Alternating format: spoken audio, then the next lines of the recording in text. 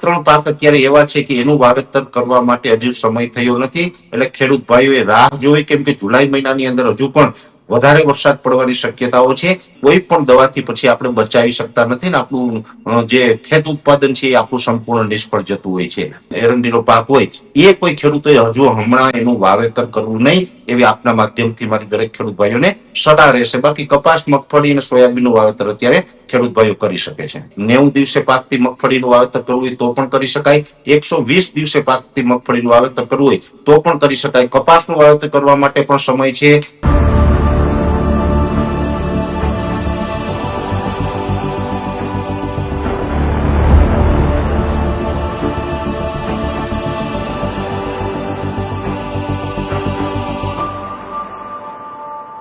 પરેશભાઈ, તમે તમારા સોશિયલ મીડિયાના માધ્યમથી ગુજરાતના ખેડૂતોને જાગૃત કરતા હોય છો। એ ચોમાસાની જ્યારથી શરૂઆત થાય એની પહેલાથી કે આ તારીખે ચોમાસાની શરૂઆત થવાની છે, આ તારીખે ચોમાસાની શરૂઆત થાય એની પહેલાં તમારે વાવણી લાયક એ વરસાદ પડતો હોય તો અહીંયા આ તારીખની આસપાસ વાવણી લાયક વરસાદ પડી રહ્યા છે તો તમે તમારા વિસ્તારની અંદર વાવણી કરી શકો છો। તમે એ જિલ્લા પ્રમાણે તમે માહિતી આપતા હોય છો કે સૌરાષ્ટ્રના આટલા જિલ્લાઓ છે તેમાં આ તારીખથી વાવણીની શરૂઆત થાય, ઉત્તર ગુજરાત હોય અથવા મધ્ય ગુજરાત હોય, અલગ અલગ પ્રમાણે।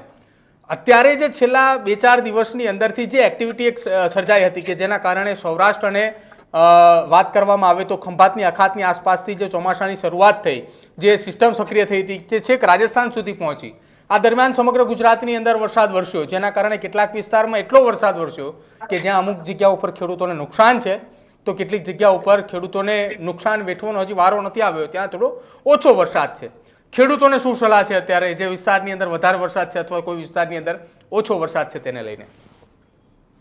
આમ તો વરસાદ વધારે કે ઓછો પડે તે કુદરતી રીતે હોય, ખેડૂત એમાં કશું જ કરી શકતા નથી। હા, એક ચોક્કસથી છે કે બીજી ઋતુ હોય, શિયાળો હોય, ઉનાળો હોય, એવા વાતાવરણની અંદર જ્યારે ગરમી કે ઠંડી પડવી જોઈએ એ સમયે જો વરસાદો પડતા હોય અને આપણે એડવાન્સમાં માહિતી આપીએ તો ખેડૂતો પોતાનું પાક સાચવી લે, ઘાસચારો સાચવી લે, ખુલ્લામાં પડેલી જણસ સાચવી લે। પણ અત્યારે તો એવું કશું હોતું નથી, એટલે અત્યારે જે ચોમાસું આવી ગયું છે તો આ ચોમાસામાં વધારે વરસાદ પડે તો પણ નુકસાની સહન કરવી પડતી હોય છે, ઓછો વરસાદ પડે તો વધારે વરસાદની રાહ જોવી પડતી હોય છે। એટલે આમાં ખેડૂતોએ કશું કરવાનું નથી। પણ હવે જ્યાં સારા વરસાદો પડ્યા છે, 2.5-3 ઇંચ અથવા તો એનાથી વધારે વરસાદો પડી ગયા હોય અને પૂરતા પ્રમાણમાં જમીનમાં ભેજ આવી ગયો હોય, વાવેતર લાયક જે વિસ્તારમાં વરસાદો હોય એ તમામ પ્રકારના વાવેતર કરી શકે છે। ખાસ કરીને હવે આજે 19 જૂન થઈ ચૂકી છે, એટલે હવે પછી કદાચ અર્લી વેરાયટી મગફળીની હોય તો પણ વાવી શકાય, લોંગ ટાઈમની જે મગફળી આવે એ પણ વાવી શકાય। એટલે કે 90 દિવસે પાકતી મગફળીનું વાવેતર કરવું હોય તો પણ કરી શકાય,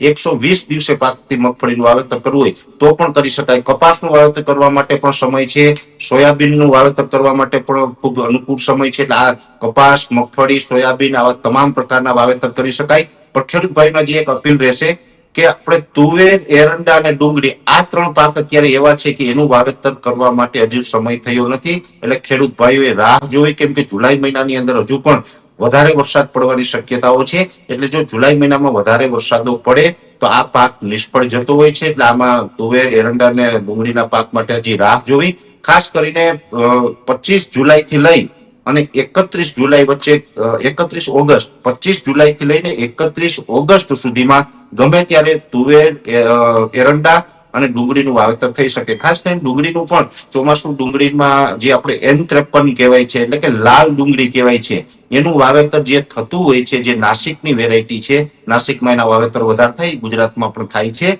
એનું વાવેતર કરતા હોય તો એમાં ખાસ રાહ જોવી। કેમ કે જો વધારે વરસાદમાં ડુંગળીનું વાવેતર થાય તો જર્મિનેશનનો પણ ઇસ્યુ થઈ શકશે, એ સાથે ડુંગળીનો પાક ફેલ પણ જાય વધારે વરસાદમાં, એ પછી ભેજનું પ્રમાણ વધી જાય તો એની અંદર અલગ અલગ ડિઝીઝ આવતી હોય, જેમાં પર્પલ બ્લોચ નામની જે ડિઝીઝ આવે એ પણ આવી શકે, વાયરલી ફંગસ પણ આવી શકે। એક બીજી છે ફાઇટોપ્થોરા બ્લાઇટ। ફાઇટોપ્થોરા બ્લાઇટ નામની ડિઝીઝ જે જો એ ડુંગળીમાં લાગી જશે તો ડુંગળીને કોઈ પણ દવાથી પછી આપણે બચાવી શકતા નથી ને આપણું જે ખેત ઉત્પાદન છે એ આપણું સંપૂર્ણ નિષ્ફળ જતું હોય છે। એટલે ડુંગળીનો પાક હોય કે તુવેર, એરંડીનો પાક હોય એ કોઈ ખેડૂતોએ હજુ હમણાં એનું વાવેતર કરવું નહીં, એવી આપના માધ્યમથી મારી દરેક ખેડૂત ભાઈઓને સલાહ રહેશે। બાકી કપાસ, મગફળી અને સોયાબીનનું વાવેતર અત્યારે ખેડૂત ભાઈઓ કરી શકે છે। બિલકુલ પરેશભાઈ, આભાર અમારી સાથે જોડાવા બદલ અને ગુજરાતના ખેડૂતોને માહિતી આપવા બદલ કે કયા સમયગાળા દરમિયાન કયા પાકનું વાવેતર કરવું। તમારું શું માનવું છે તે ખાસ અમારા કમેન્ટ સેક્શનમાં જરૂર જણાવજો। જોતા રહેજો ન્યૂઝરૂમ। નમસ્કાર।